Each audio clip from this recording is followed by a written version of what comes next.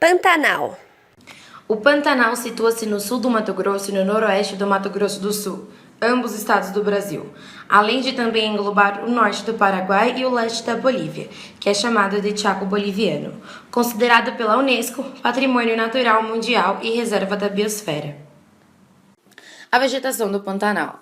A vegetação é, na verdade, um conjunto de diversas paisagens. Já foi falado aqui que o bioma fica próximo à região amazônica e ao cerrado. Então, a proximidade com tais áreas faz com que o Pantanal apresente algumas formações vegetais próximas às da Amazônia, como as que aparecem em terrenos alagados e outras parecidas com a do cerrado, que aparecem nos campos não inundados ou nas matas de galeria. Nas matas de galeria ou matas ciliares que ficam nas margens do rio, cresce uma floresta mais densa, com genipapos, figueiras, palmeiras e o pau de formiga. E uma curiosidade, o pau de formiga ele tem esse nome porque é uma árvore que serve de abrigo a formigas, cujas picadas ardem bastante. Quando a árvore é balançada ou quando alguém tenta cortá-la ou até mesmo encostam nela, as formigas caem e começam a picar quem está embaixo. Nas áreas alagadas, raramente semelhantes aos campos limpos do bioma cerrado, aparecem tapetes de gramíneas, como por exemplo o capim mimoso.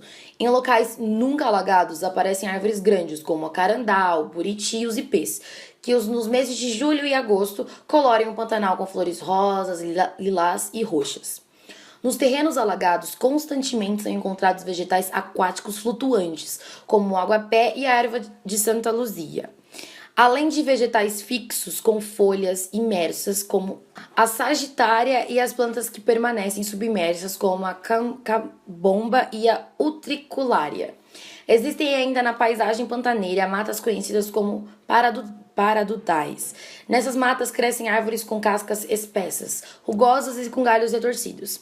Nelas predominam os ipês amarelos, conhecidos na região também como paratudo, daí o nome desse tipo de vegetação. Relevo. A planície é o tipo de relevo predominante no Pantanal. Quando a planície está alagada, no meio das águas podem ser vistas elevações arenosas, com até 6 metros de altura. Estas elevações são conhecidas como cordilheiras. Cercando a planície, existem alguns terrenos mais altos, como chapadas, serras e maciços. O mais famoso maciço é o de Urucum, em Mato Grosso. Clima.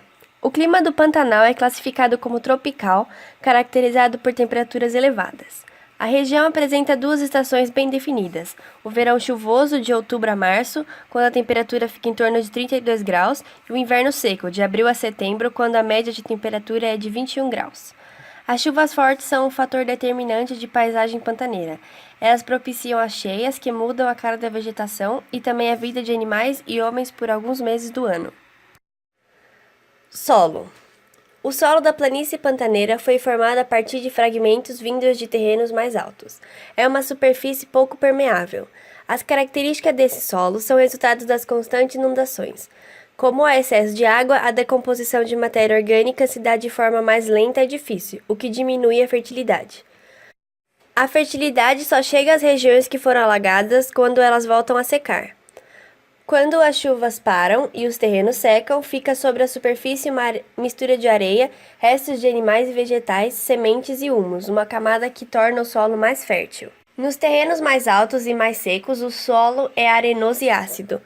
Nestes locais, a água absorvida é retida no subsolo em lençóis freáticos.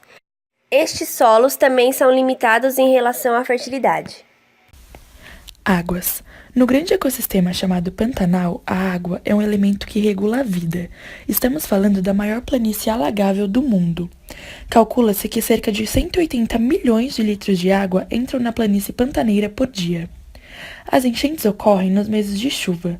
Nessa época, o volume dos rios que cortam a região aumenta. Com isso, as planícies pantaneiras, que têm baixo declive, ou seja, que são pouco inclinadas, retêm as águas que por elas passam. Como o solo das planícies é pouco permeável, ele não consegue absorver todo o volume de água, que acaba por inundar grandes áreas, e assim são formadas lagoas, baias, pântanos e brejos, que permanecem ligados através dos cursos dos rios. Destacam-se também como importantes rios da região o Cuiabá, o São Lourenço, o Itiquira, o Correntes, o Aquidauana e o Paraguai. Todos eles fazem parte da bacia hidrográfica do Rio da Prata, que engloba grande parte do sudoeste brasileiro. A fauna.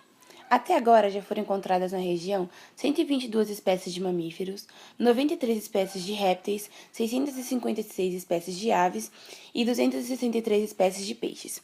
Estes dois últimos grupos, os peixes e as aves, constituem os animais mais exuberantes do bioma. O tuiuiu é a ave símbolo do Pantanal. Com as asas abertas, ele pode chegar a medir 2,5 metros de envergadura. Também se destacam aves como garças, urubus, araras, papagaios, periquitos e falcões. Como a água é um fator abundante neste grande ecossistema, os peixes são numerosos. Existem mais espécies de peixes no Pantanal do que nos rios de toda a Europa.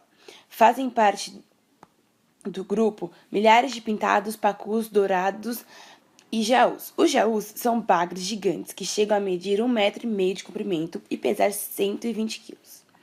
Dentre os mamíferos, podemos citar a onça pintada, a onça parda, a jaguatirica, a capivara, a ariranha, o macaco prego e o cervo do Pantanal. A maior parte dos mamíferos do Pantanal vive nas matas de geleira, matas que acompanham as margens dos rios. Talvez o réptil mais conhecido do Pantanal seja o jacaré. Já foram encontrados jacarés com até 2,5 metros de comprimento. São 3 espécies mais vistas: o jacaré do Pantanal, o jacaré comum e o jacaré do papo amarelo. Além dos jacarés, estão entre os répteis diferentes cobras como a sucuri, a jararaca e a jiboia, e alguns tipos de lagarto. Ainda existem no Pantanal uma infinidade de formigas, cupins, aranhas e mosquitos.